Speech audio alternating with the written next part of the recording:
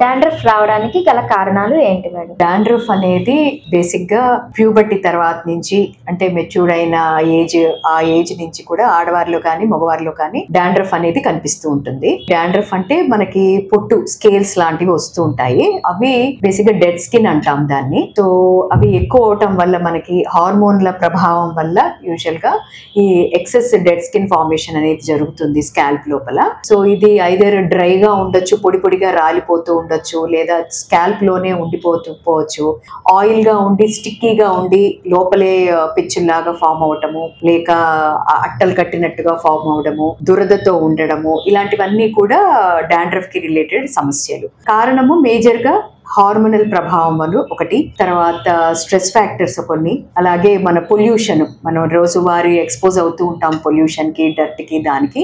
So దాని వల్ల కూడా మనకి స్కాల్ప్ లో డాండ్రఫ్ ఫార్మేషన్ అనేది జరుగుతూ ఉంటుంది.